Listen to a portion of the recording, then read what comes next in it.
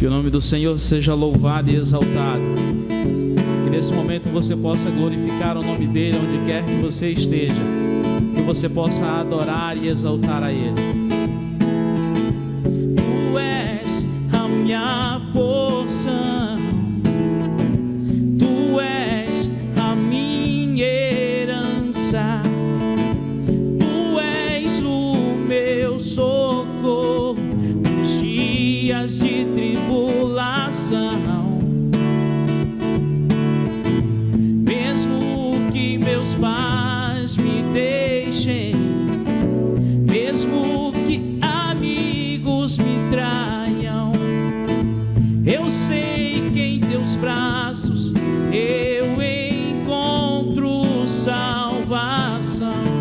Oh, oh, oh, ainda que a figueira não floresça, ainda que a videira não dê o seu fruto, e mesmo que não haja alimento nos campos, eu me alegrarei em ti. Ainda que a figueira não floresça, ainda que a videira não dê o seu fruto, e mesmo que não haja alimento nos campos, eu me alegrarei em ti.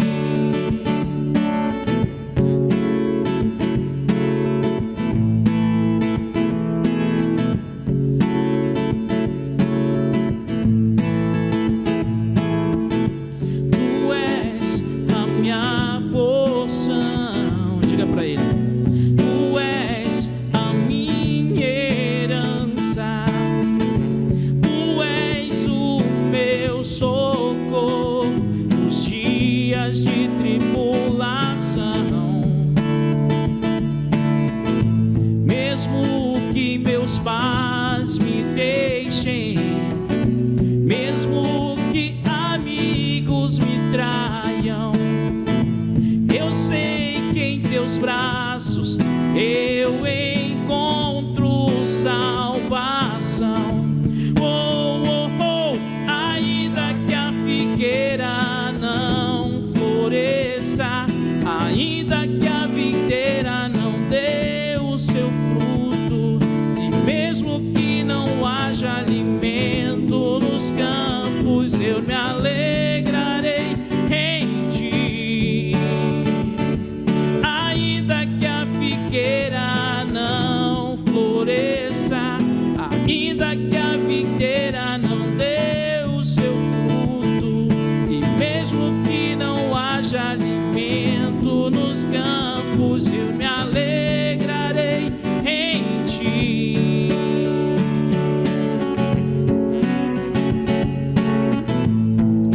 Diga o nome do Senhor.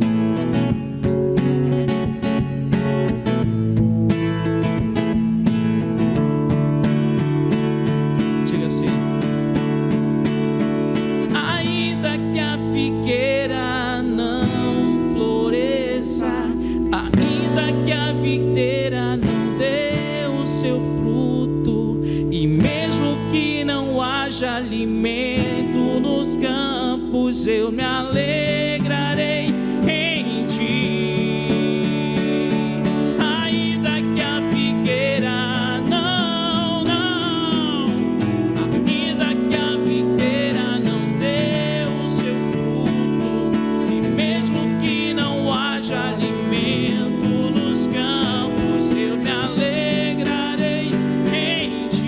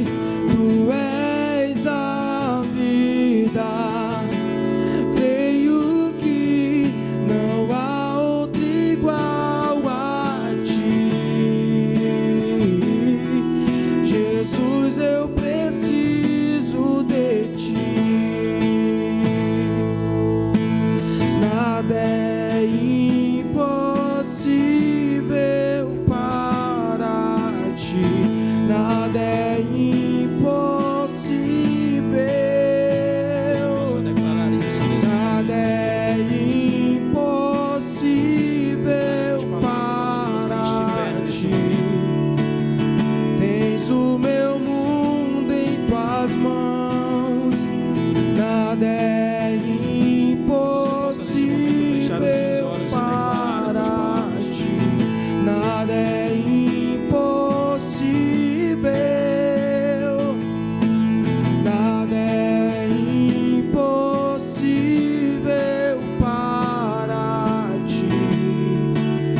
Tens o meu mundo em tuas mãos, creio que tu és a cura, creio que és tudo para mim.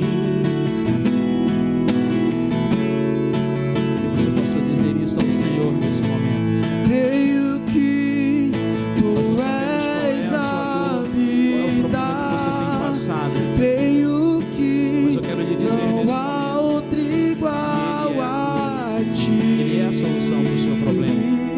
Eu não sei onde você se Jesus, eu encontra nesse momento, preciso mas eu de quero lhe dizer que, independentemente aonde você esteja, não há eu quero dizer que existe igual um a Deus ti. que é inigualável. Jesus, Eu gostaria de convidar nesse momento para entregar tudo a Ele, todos os seus problemas, todas as suas dificuldades, e declarar que não há outro igual a Ele. Nós te adoramos, Senhor.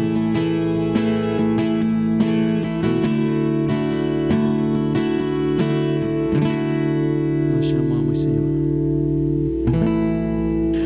Boa noite, amados. Que a doce paz de Jesus esteja em seus corações. Agradeço a todos os amados e amadas da nossa igreja e demais irmãos de outras denominações religiosas que tiraram um pouco do seu tempo para assistir a mensagem desta noite. O tema abordado hoje tem muito a ver com o momento que passamos em relação a essa pandemia. Estamos há algum tempo em isolamento e, devido ao tempo vago, é natural que a gente veja muitas informações nas mídias, como rede social, televisão. Uns dizem uma coisa, outros dizem outra coisa, e nesse meio ficamos nós, e é natural que a incredulidade e a fé sejam testadas. Então eu vou usar um acontecimento bíblico para ministrar nesta noite uma palavra que traz como tema, o tema é esse que está aí: incredulidade ou fé. Qual é a realidade da sua vida? Nós vamos basear essa mensagem hoje no livro dos Números, capítulo 13, versículo 30, que diz: Então Calebe fez o povo calar-se perante Moisés e disse: Subamos e tomemos posse da terra. Queridos, eu começo esta palavra já questionando, já fazendo um questionamento. Como você reage frente aos desafios da vida? Desafios que requerem esforço para a gente superar. Como é que você reage frente a esses desafios? Você reage com pessimismo ou otimismo? Você se considera uma pessoa otimista ou uma pessoa pessimista? Quase todas as pessoas, ao serem perguntadas se são pessimistas ou otimistas, a resposta é sempre: eu sou otimista. Não tem nada de pessimista, eu sou otimista. Ninguém admite que em algumas situações nós somos pessimistas. E, queridos, iniciando pela vida de Josué, Calebe e os 10 espias, eu gostaria de mostrar a diferença entre aqueles que são controlados pela incredulidade e desenvolvem atitudes pessimistas, e aqueles que são dominados pela fé e se tornam pessoas otimistas. Podemos ver essas verdades nos capítulos 13 e capítulo 14 do livro de Números. E aqui eu abro um parênteses para dizer para você: leia esses 2 capítulos, afinal você agora tem muito tempo, tem tempo de sobra aí na sua casa, então tire hoje à noite ou amanhã para ler esses 2 capítulos de Números, do livro dos Números, lá no Velho Testamento, capítulo 13 e capítulo 14. E nesses capítulos está a história dos 12 espias que Moisés mandou observar a terra que o Senhor tinha prometido ao povo de Israel por herança. Aquelas terras era mais um grande desafio que Israel tinha pela frente. Moisés enviou 12 líderes, entre eles estava Josué e Calebe. Ao final da inspeção, foram feitos 2 relatórios distintos, um diferente do outro. Esses 12 homens, eles ficaram 40 dias observando aquelas terras. 10 deles fizeram relatório e 2, Josué e Calebe, fizeram outro relatório. E através do que eles viram, nós podemos determinar as características de quem é pessimista, incrédulo e de quem é otimista e cheio de fé. Veja em qual desses 2 grupos você se encaixa. Você que está me assistindo agora, você que está aí sentado na sua cadeira, na sua poltrona, em frente à sua televisão ou em frente ao seu smartphone. Então veja em qual desses 2 grupos você se encaixa. Porque nós vamos ver aqui e nós vamos poder, nesta noite, determinar as características de quem é pessimista e incrédulo e também as características de quem é otimista e cheio de fé. Vejamos primeiro as características de uma pessoa que é dominada pela incredulidade, tornando-se alguém pessimista. Nós vamos ver agora, em primeira mão, esta primeira parte, as pessoas que são dominadas pela incredulidade, tornando-se alguém pessimista. E eu começo dizendo, alguém torna-se pessimista quando, letra A, passa a duvidar das promessas de Deus. Os 10 homens viram a mesma terra que os demais, mas eles mostraram que eram pessoas dominadas pelo pessimismo, eram pessoas dominadas pela incredulidade. E eu digo para você, meu querido, nesta noite, que o pessimista, ele é sempre alguém medroso. O medo, ele contamina. O medo, ele vê o que não existe. Falando em medo, preste atenção nessa história. Essa história é muito importante. Olha só, tem gente que tem medo, aliás, tem gente que morre de medo de morrer. Você sabia disso? Eu vou contar essa história. Preste bem atenção. Tem gente que morre de medo de morrer. Vamos lá. Um casal, ele decide passar as férias numa praia do Caribe, no mesmo hotel onde passaram a lua de mel há 20 anos atrás. Por causa do trabalho, a mulher não pôde viajar com o marido. Deixou para ir na sexta-feira. Quando o homem chegou lá no quarto do hotel, ele vê um computador com acesso à internet. Então ele decide enviar um e-mail para sua mulher. Mas sem perceber, ele erra uma letra e envia o e-mail para outro endereço.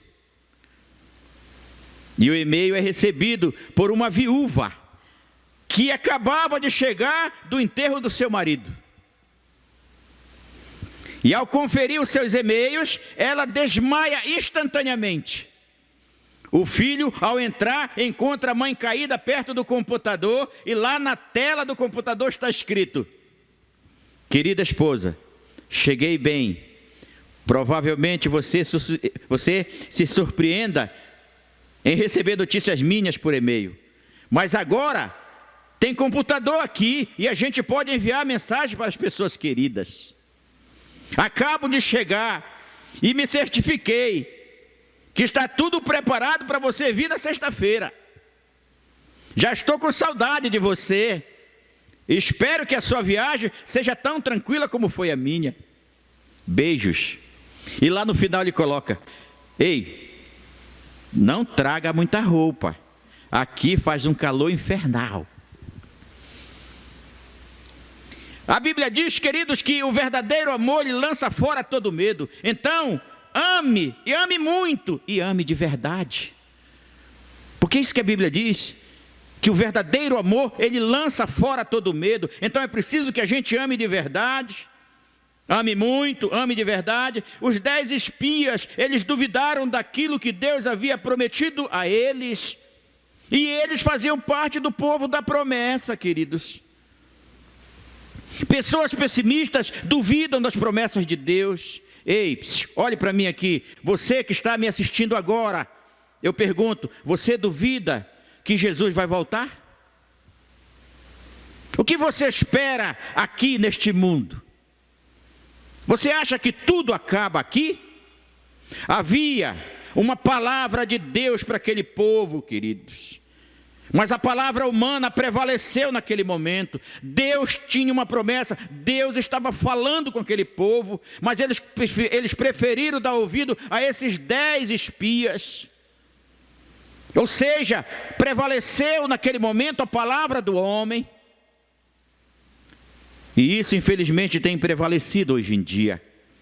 Deus tem promessas de vida eterna para nós, e nós não estamos crendo. Já o homem vem com promessas, e às vezes promessas absurdas, e nós acreditamos.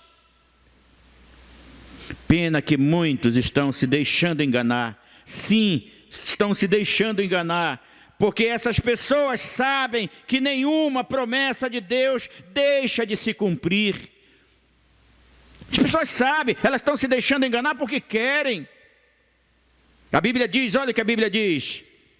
Josué capítulo 21, versículo 45 diz: de todas as boas promessas do Senhor à nação de Israel, nenhuma delas falhou, todas se cumpriram.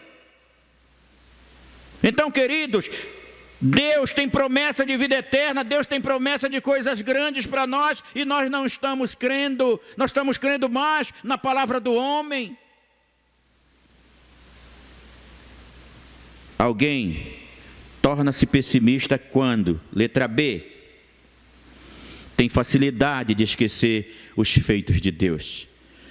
Números 14, 22 e 23 diz: nenhum dos que viram a minha glória e os sinais miraculosos que eu realizei lá no Egito e no deserto, e me puseram à prova e me desobedeceram, nenhum deles chegará a ver a terra que prometi com juramento aos seus antepassados. Olha, nessa passagem aqui, Deus está falando dos 10 espias e de todo aquele povo que não acreditou nas suas promessas. Aqui, queridos, eu vejo um Deus aborrecido. Um Deus aborrecido. E longe de mim fazer com que Deus venha se aborrecer comigo. Eu digo para você, querido, que coisa horrível é fazer Deus se irar com a gente. Deus está dizendo que fez muitos sinais lá no deserto, e mesmo assim esses homens alimentaram dúvidas em seus corações acerca da terra prometida. Eles se esqueceram dos feitos do Senhor durante o tempo em que eles passaram ali no deserto. Eles se esqueceram da forma milagrosa de como eles foram tirados do Egito.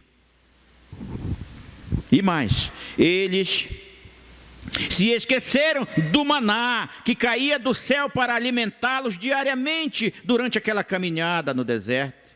Eles se esqueceram de como o mar se abriu e eles puderam passar a pés enxutos. Eles se esqueceram da água que brotava da pedra para saciar a sede deles ali no deserto. Eles se esqueceram da nuvem, da coluna de fogo, que era o cuidado de Deus manifestado para eles ali naquela caminhada. Durante o dia, o sol escaldante, o que Deus providenciou? Uma nuvem que cobria aquele povo para protegê-los, para que eles não morressem de insolação. À noite, porque você sabe que no deserto é muito frio à noite, o que Deus fazia? Levantava a coluna de fogo ao redor deles, para que eles pudessem se aquecer. Mas eles se esqueceram de tudo isso. Eles se esqueceram de tudo. só não se esqueceram de deixar para trás o pessimismo e a incredulidade. E você que me assiste agora, qual a bênção que você já recebeu das mãos do Senhor e hoje não glorifica mais a Deus? Falando em pessimismo, eu me lembrei, pior coisa é você assistir, olha só essa uma, e você que está me assistindo vai lembrar, e você já deve ter passado por isso.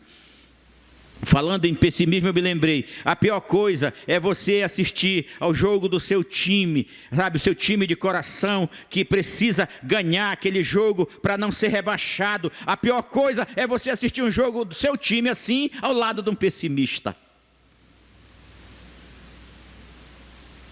Pior é que tem gente assim, igual a esses 10 espias. E pior ainda é que tem crente assim, queridos, que só acredita vendo. Crente que lê a palavra, que entende, que vê as promessas do Senhor. Eu espero que para esses crentes Jesus se revele como se revelou a Tomé, mas eu não tenho certeza que Jesus vai fazer isso. Então eu não pago para ver. Aliás, se eu viesse a pagar para ver, eu seria um crente desobediente àquilo que Deus colocou na palavra. Quando nós agimos, quando eu e você, quando a gente age de forma pessimista, nós estamos nos comportando igual ao povo de Israel, que passou 40 anos dando trabalho para Moisés com o seu pessimismo e com a sua incredulidade. Eu fico imaginando Moisés, queridos, 40 anos caminhando com aquele povo, um povo pessimista, um povo incrédulo.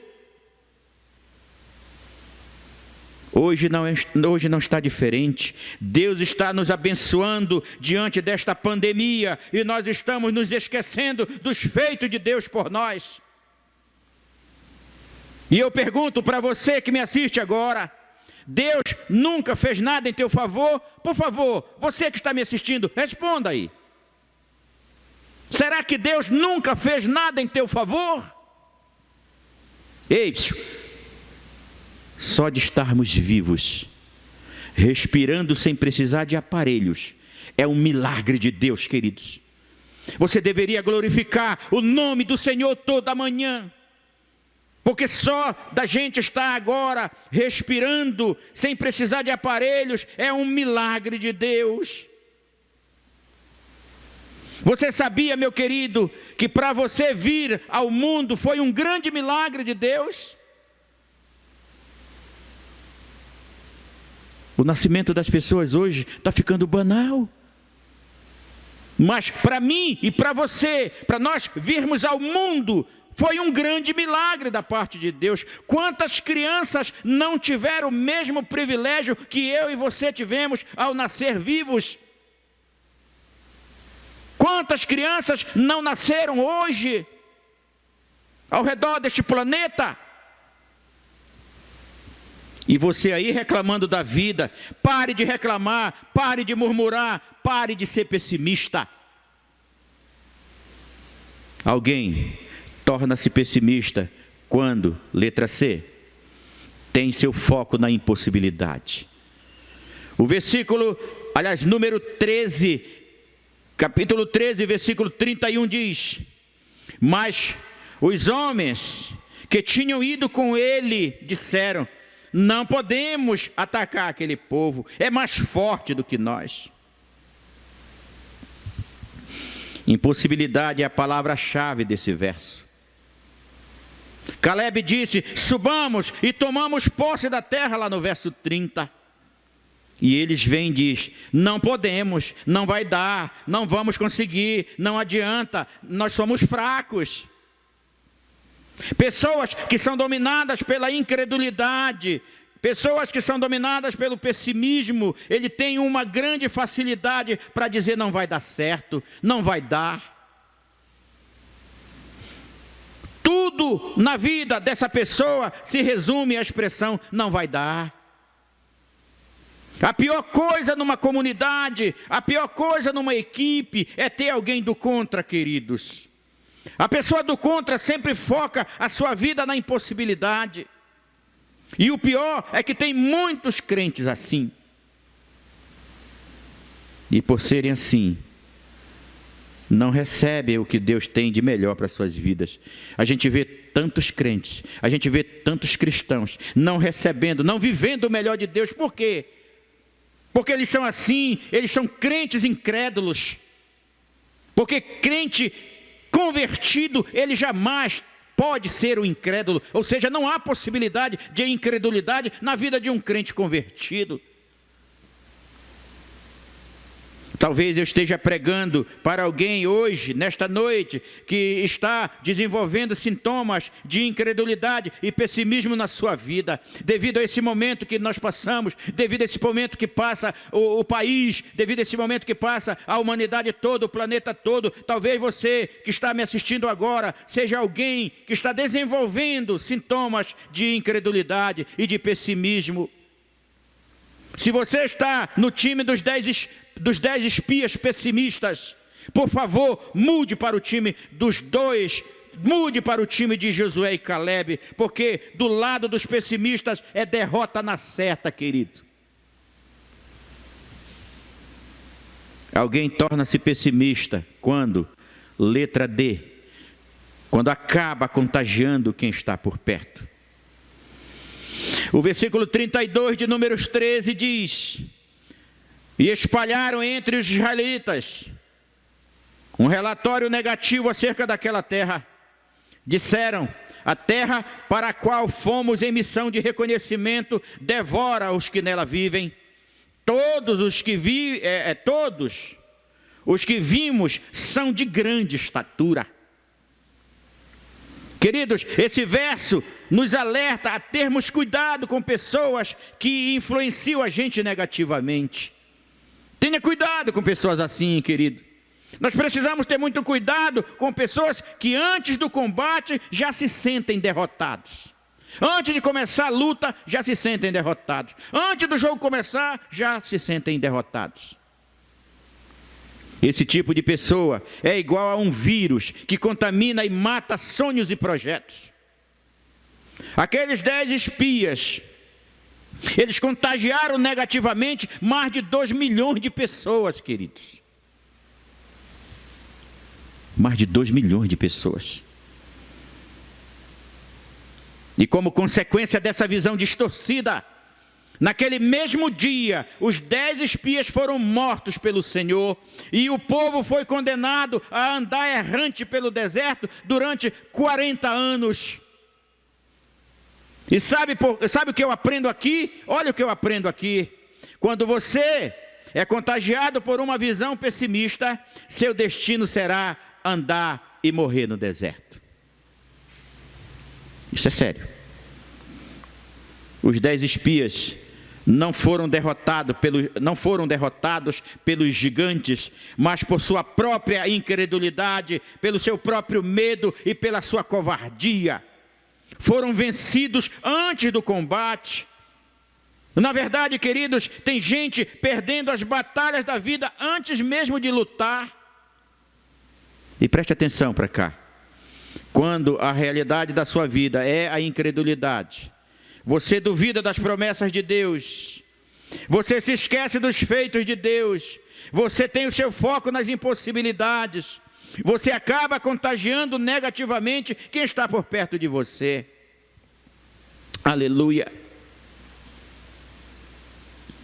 Então, queridos, eu gostaria de continuar e dizendo, queridos, preste atenção no que diz a Bíblia. Eu vou ler alguns versos aqui para você. Eu vou ler primeiro aqui Números 14, do versículo 5 ao 9, que diz o seguinte: então Moisés e Arão prostraram-se rosto em terra diante de toda a assembleia dos israelitas. Josué, filho de Num, e Calebe, filho de Jefoné, dentre os que haviam observado a terra, eles rasgaram as suas vestes e disseram a toda a comunidade dos israelitas: A terra que percorremos em missão de reconhecimento é excelente. Se o Senhor se agradar de nós, Ele nos fará entrar nessa terra onde há leite e mel com fartura, e dará a nós essa terra. Somente não sejamos rebeldes contra o Senhor, e não tenham medo do povo dessa terra, porque nós os devoraremos como se fossem pão. A proteção deles se foi, mas o Senhor está conosco. Não tenham medo deles, aleluia. Agora nós vamos ver, queridos, aqueles que são realmente, aqueles que são movidos pelo otimismo, pela sua fé. E eu começo essa segunda parte, dizendo, quando a realidade da sua vida é a fé, primeiro, você volta a sua atenção para Deus. O versículo de Números 14, versículo 8, parte A diz, se o Senhor se agradar de nós. A primeira coisa que aqueles 10 espias falaram foi, as cidades são fortes, os homens são gigantes, somos gafanhotos aos nossos olhos e aos olhos deles. Mas preste bem atenção, a primeira coisa que Josué disse foi, se o Senhor se agradar de nós. Sabe o que eu aprendo aqui? Olha o que eu aprendo. Uma pessoa que tem como ênfase em sua vida a fé, o foco da sua atenção está em Deus e não no tamanho do desafio. Em outras palavras, essa pessoa está dizendo, o nosso negócio é com Deus. Ela está olhando para Deus e não para as impossibilidades. Não se esqueça, preste bem atenção, não se esqueça disso que eu vou lhe falar. Todo o impossível para mim é possível. Aliás, todo o impossível para mim, todo o impossível para mim e para você é possível para Deus. E Deus só age em nosso favor. Deus só age no nosso impossível enquanto for possível enquanto for possível para nós. Deus, Ele só vai agir no meu e no seu impossível. E quando alguma coisa, alguma situação for possível para mim e para você, Deus não move uma palha em nosso favor, queridos. Quando a realidade da sua vida é a fé, 2, você se torna totalmente dependente de Deus.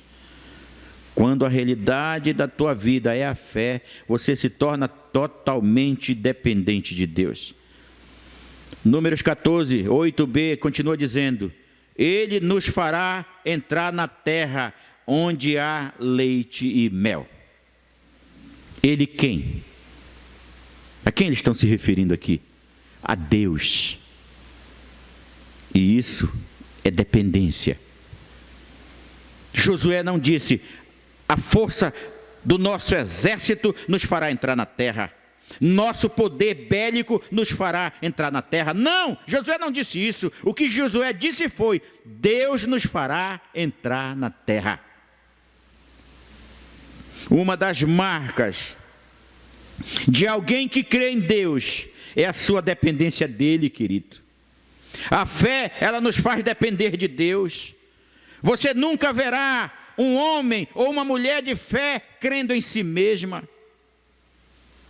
Na Bíblia, nós encontramos muitos versos que nos ensinam a depender de Deus. Diante de desafios da vida, tem muitos versos na Bíblia, que nos ensinam a depender de Deus. Eu quero citar 2 apenas nesta noite. O primeiro que eu vou citar está em 2 Crônicas, capítulo 32, versos 7 e 8, que diz, sejam fortes e corajosos, não tenha medo nem se desanime por causa do rei da Síria e do enorme exército que está com ele. Pois conosco está um poder maior do que aquele que está com ele. Com ele está somente o poder humano, mas conosco está o Senhor, o nosso Deus, para nos ajudar e para travar nossas batalhas. E o povo ganhou confiança com o que disse Ezequias, o rei de Judá. Aleluia. Eu digo para você, nesse momento que está passando o Brasil, a humanidade toda, eu digo para você a mesma coisa que disse Deus através de Ezequias. Com ele está somente o poder humano, Mas conosco está o Senhor, o nosso Deus, para nos ajudar e para travar nossas batalhas. Confia no Senhor. E tem mais. Eu disse que eram 2 textos. O segundo está em 2 Crônicas 20:12, que diz: ó nosso Deus, não irás tu julgá-los? Pois não temos força para enfrentar esse exército imenso que está nos atacando. Não sabemos o que fazer, mas os nossos olhos se voltam para ti. Aleluia. Nesse momento, talvez você não tenha, para onde olhar. Olhe para o monte. O salmista dizia: eu olho para o monte e pergunto de onde virá o meu socorro. E ele mesmo responde: o meu socorro vem do Senhor, que fez os céus e a terra. Quando a realidade da sua vida é a fé. 3, você anda em obediência. Isso é interessante, queridos. Quando a realidade da minha e da sua fé, aliás, da nossa vida é a nossa fé, nós andamos em obediência. Números 14, verso 8, a parte C diz: tão somente não sejais rebeldes contra o Senhor. Aleluia. Tão somente não sejais rebeldes contra o Senhor. Ser repreendido pelo homem não é agradável. Quantas vezes você é repreendido ali pelo seu chefe, pela sua mãe, pelo seu pai, ou por alguém, você fica triste, não é agradável. Agora, imagina ser repreendido por Deus por causa de uma desobediência. Preste atenção no que Deus diz para Saul, por intermédio do profeta Samuel. Eu vou ler um texto até certo ponto longo, mas com muita tranquilidade, muita calma, para que você veja o que é desobedecer a Deus, o que é insubmissão. A Bíblia diz: então o Senhor falou a Samuel: arrependo-me de ter constituído a Saul rei, pois ele me abandonou e não seguiu as minhas instruções. Samuel ficou irado e clamou ao Senhor toda aquela noite. De madrugada Samuel foi ao encontro de Saul, mas lhe disseram: Saul foi para o Carmelo, onde ergueu um monumento em sua própria honra, e depois foi para Gilgal. Quando Samuel encontrou Saul, Samuel disse, quando Samuel encontrou Saul, Saul vem e diz assim para Samuel: o Senhor te abençoe, segui as instruções do Senhor. Samuel, porém, perguntou: então, que balido de ovelhas é esse que eu ouço com os meus próprios ouvidos? Que mugido de boi é esse que eu estou ouvindo? Respondeu Saul: os soldados os trouxeram dos amalequitas, e eles pouparam o melhor das ovelhas e dos bois para sacrificarem ao Senhor, o teu Deus, mas destruímos totalmente o restante. Samuel disse a Saul: fique quieto, fica quieto, eu lhe direi o que o Senhor me falou esta noite. Respondeu Saul: diga-me. E Samuel disse: embora pequeno aos seus próprios olhos, você não se tornou o líder das tribos de Israel? O Senhor te ungiu como rei sobre Israel e lhe enviou numa missão, ordenando: vá e destrua completamente aquele povo ímpio, os amalequitas, guerrei contra eles até que os tenha eliminado. Por que você não obedeceu ao Senhor? Por que se lançou sobre os despojos e fez o que o Senhor reprova? Samuel capítulo 15, versículo 10 a 19. E Samuel completa: a obediência é melhor do que o sacrifício, e a submissão é melhor do que a gordura de carneiros. Pois a rebeldia é como o pecado da feitiçaria, e a arrogância é como o mal da idolatria.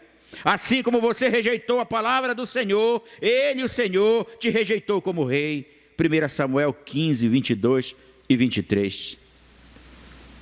Quantas pessoas estão hoje sofrendo amargamente nas drogas, no álcool, na prostituição, na prisão, tudo por conta da desobediência, tudo por conta da insubmissão. Os pais, o pastor, estamos alertando, nós estamos aconselhando, mas a rebeldia hoje é quase incontrolável. Números 14, versículo 8, parte C diz: tão somente não sejais rebeldes contra o Senhor. Rebeldia nesse contexto aqui, queridos, é a atitude de dar mais valor para a própria percepção do que para a percepção de Deus. E é quando eu acho, sabe, é quando o que eu acho é mais importante do que aquilo que Deus faz, do que aquilo que Deus diz. Isso é desobediência, isso é insubmissão. É quando eu acho, sabe, aquilo que eu penso, aquilo que eu acho é mais importante do que aquilo que Deus diz para mim fazer. Então Josué pede ao povo para obedecer ao Senhor, e eu digo para você, obedecer é essencial para que eu e você possamos conquistar as bênçãos que Deus tem prometido para nós. Eclesiastes 12, 13, parte B diz: tema a Deus e obedeça aos seus mandamentos, porque isso é essencial para o homem. E nesses dias de pandemia, nós, povo de Deus, precisamos ser obedientes, queridos. E Deus diz: se eu fechar os céus para que não chova, ou mandar que os gafanhotos devorem o país, ou sobre o meu povo enviar uma praga, pandemia, se o meu povo, que se chama pelo meu nome, se humilhar, orar e buscar a minha face e se afastar dos seus maus caminhos, dos céus ouvirei, perdoarei o seu pecado e curarei a sua terra. 2 Crônicas 7, 13 e 14.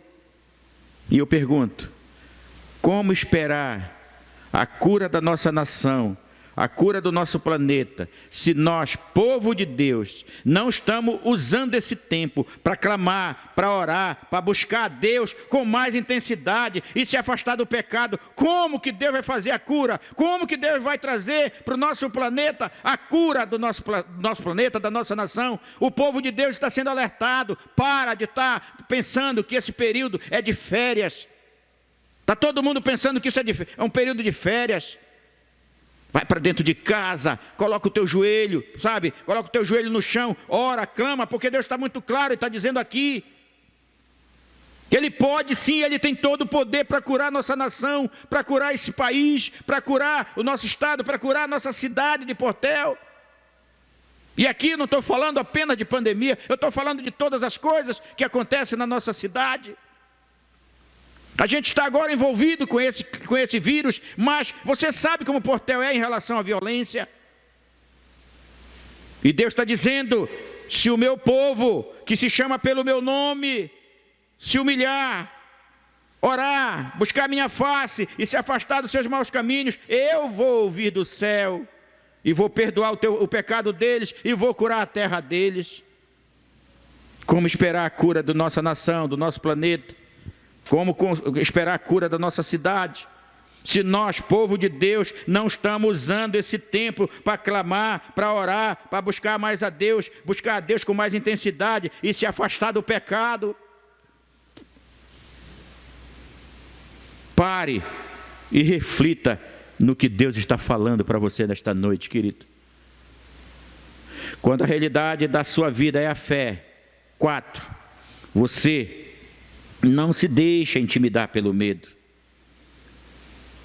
Números 14, verso 9 diz: não temais o povo dessa terra.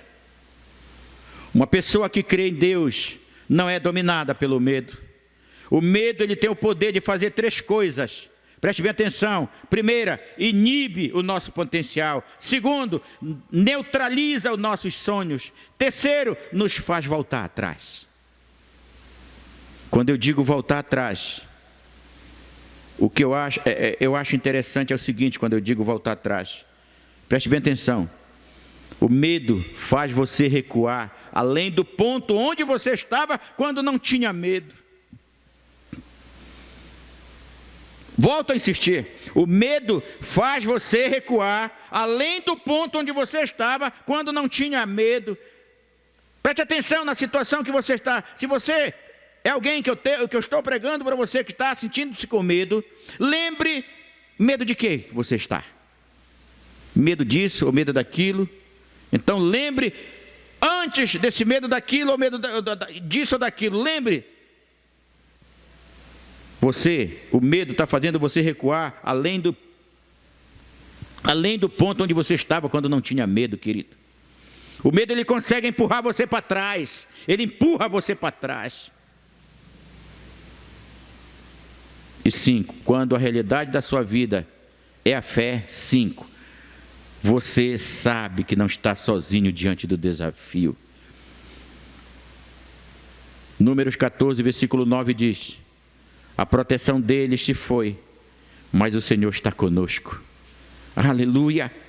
Quando a gente vive uma vida pautada na fé, não importa a luta, não importa a adversidade, não importa o tamanho do desafio, o Senhor está conosco nesta peleja.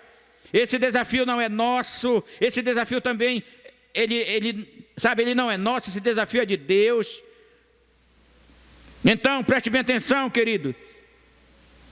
Quando a realidade da sua vida é a fé, primeiro, você volta a sua atenção para Deus. Segundo, você se torna totalmente dependente de Deus. Terceiro, você anda em obediência. Quarto, você não se deixa intimidar pelo medo. E 5, você sabe que não está sozinho diante do desafio. Eu quero concluir essa palavra.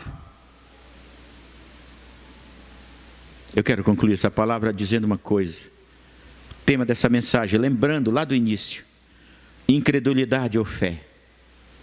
Diante dessas duas realidades, incredulidade ou fé, diante dessas duas realidades, em qual delas você tem apoiado a sua vida?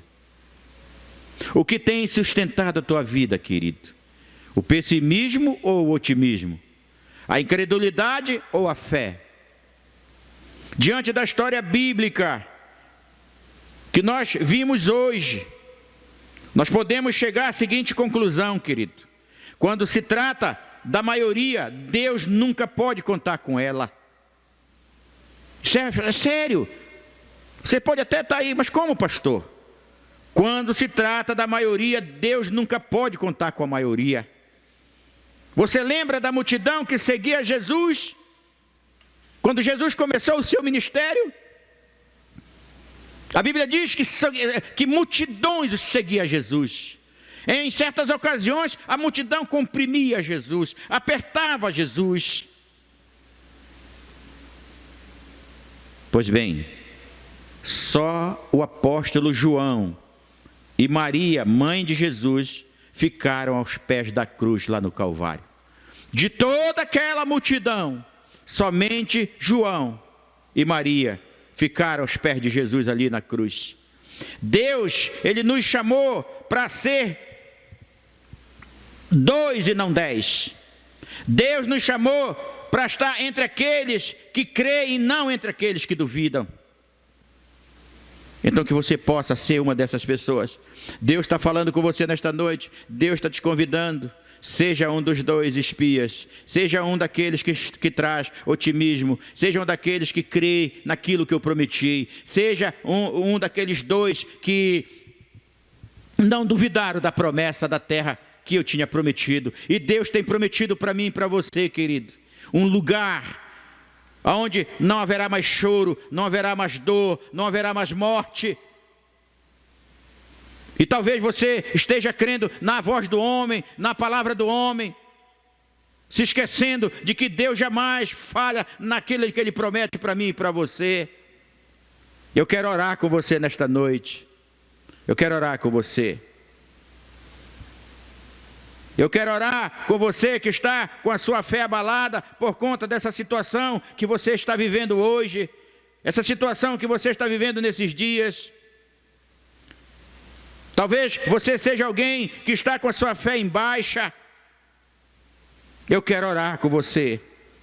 Eu quero orar com você também que deseja, em primeiro lugar, declarar Jesus Senhor e Salvador da sua alma. Eu quero orar com você que deseja nesta noite, segundo, se reconciliar com Jesus, porque não aguenta mais viver separado do Senhor. E você que está agora aceitando a Cristo, e você que está se reconciliando com Jesus, por favor, levante a sua mão assim, olha.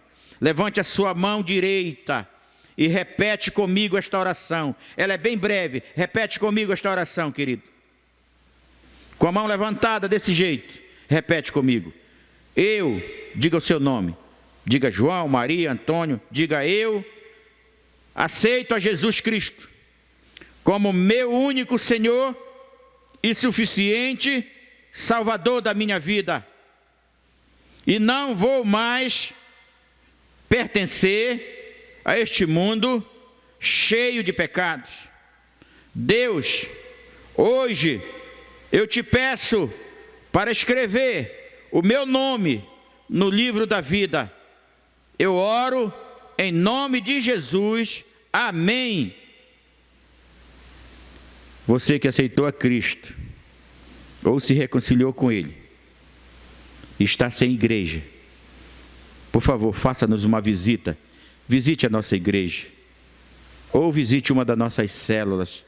Claro, meu querido, quando esse isolamento acabar, visite, faça uma visita aqui à ceia, ou então visite uma das nossas células. Eu estou convidando você que aceitou a Cristo, você que se reconciliou, mas que não tem uma igreja, não tem, hoje está sem igreja, não pertence a nenhuma igreja. Eu estou convidando você a fazer uma visita aqui à nossa igreja ceia, ou então em alguma de nossas células. Nós vamos agora louvar o nome do Senhor, depois a gente encerra esse culto.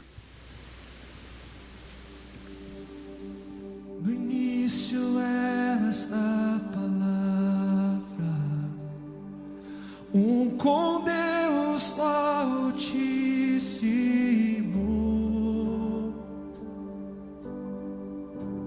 o mistério de tua glória, Cristo em ti se revela. Vamos lá, ó, quão lindo esse nome é.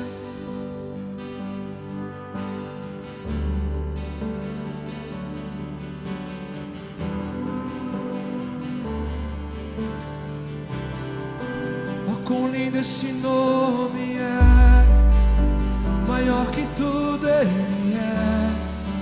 Ó, quão lindo esse nome é, o nome de Jesus.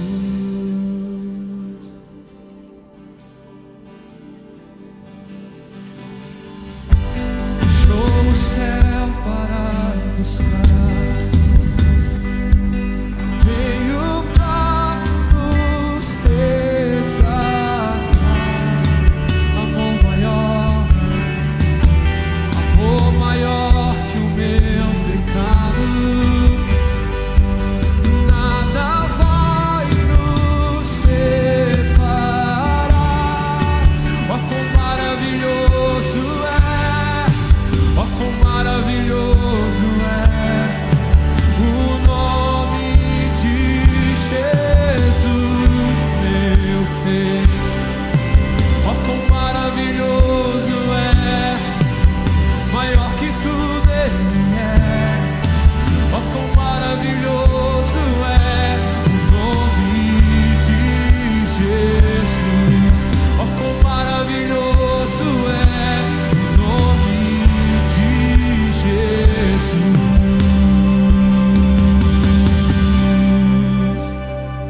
Oh, não há outro exaltado nesse lugar, exaltado nesse lugar. Santo, santo, santo, santo, santo, santo. Oh, vamos juntos. A morte venceste, o véu tu rompeste, a tumba vazia agora está. O céu te adora, proclama a tua glória, pois ressuscitaste e me fez. És invencível, és invencível, inigualável, hoje pra sempre reinará. E teu é o reino,